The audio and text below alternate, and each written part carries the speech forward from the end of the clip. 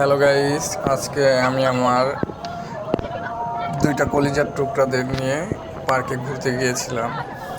তারপর যা হলো, ওরা প্রথমে বললো আব্বু আমরা স্লিপারে উঠবো। তখন ওদের স্লিপারের টিকিট কেটে দিলাম। ওদের সাথে ছিল ওদের একটা চাচ্চু, অনেক দুষ্ট, অনেক না না ফাজিল, এখানে মানে নেন ওর মতো ফাজিল গাইস এই পৃথিবীতে অন্য কেউ নাই মনে হয়। আর মনে হয় আর একটাও পাওয়া যাবে রাখো না। না ওর মতো মানে ফাজিল। আর ওর মতো ওর নাম হচ্ছে রাফি, যেটা লাল গেঞ্জি গায়ে দেয়া। আর ওই যে আমার আম্মুটা, আমার সাফামণি, আমার কলিজার টুকরা, আমার একমাত্র মেয়ে।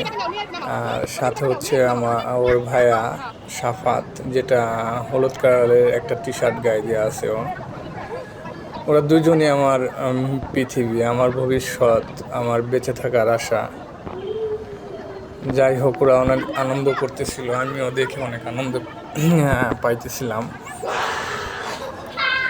তখন হচ্ছে কি ওদের দেখে আমার সেই ছোটবেলার কথাগুলো মনে পড়ে যাচ্ছিল, যে ছোটবেলাতে আব্বু আমাকে এইভাবে ঘুরতে নিয়ে যেত। তারপর হচ্ছে গিয়ে আমার মেয়েটা বলল যে আব্বু আমাকে আর ভাইয়াকে বোটে উঠাও আর কি। ওরা নৌকায় ঘুরতে চেয়েছিল। তাই তখন ওদের নৌকা আর টিকিট কেটে দিলাম। তখন নৌকা চালাচ্ছিল, আমার ছেলেটা অনেক আনন্দ পাইতেছিল নৌকা চালাতে গিয়ে। তখন হচ্ছে রাফি আমার ছেলের সাথে দুষ্টুমি করতেছিল, দেখে আমার খুব ভালোই লাগতেছিল আর কি ব্যাপারটা। আমার কি যে আনন্দ লাগতেছিল ওদের এই আনন্দ করা দেখা, আমি তা বলে বুঝাইতে পারবো না আপনাদের। মানে খুবই আত্মহারা ছিলাম আমি আনন্দে। তারপর বললো যে বাবা আমরা জাম্পিং খেলবো। তখন ওদের জাম্পিংয়ের টিকিট কেটে দিলাম। তখন আমার ছেলেটা খুব জাম্পিং করতে পারে, মানে ও জাম্পিং করতে খুব ভালোবাসে।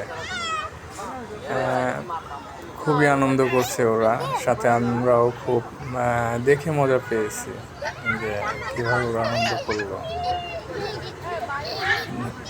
তো গাইস, ওদের জন্য দোয়া করবেন যাতে ওদেরকে